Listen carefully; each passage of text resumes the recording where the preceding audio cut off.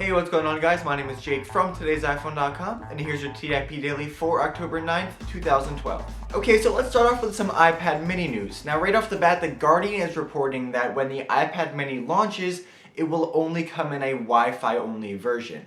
Now this kind of does make sense considering that if Apple does launch an iPad mini, it's supposed to be like the budget entry-level model into the iOS tablet world.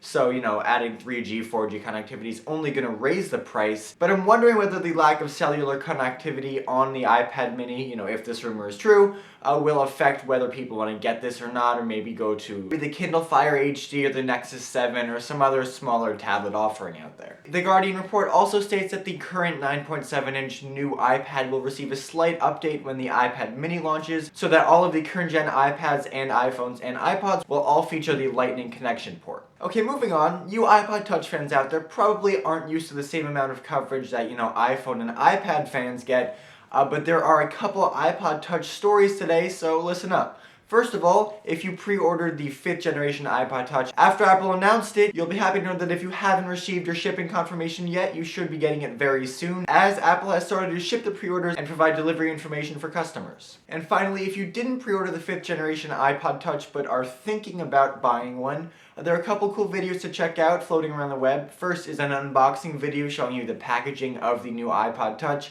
and a basic overview of how it looks, and then there's also a comparison between the new iPod Touch and the iPhone 4S just to show how much smaller it is yet how much bigger the screen is.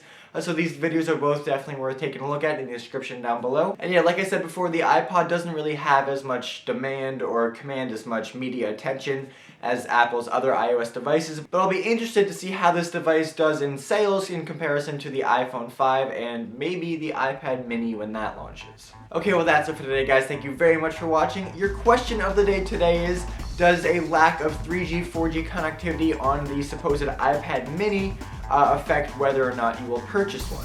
You can let me know in the comment section down below or on Twitter at TIP_Jake.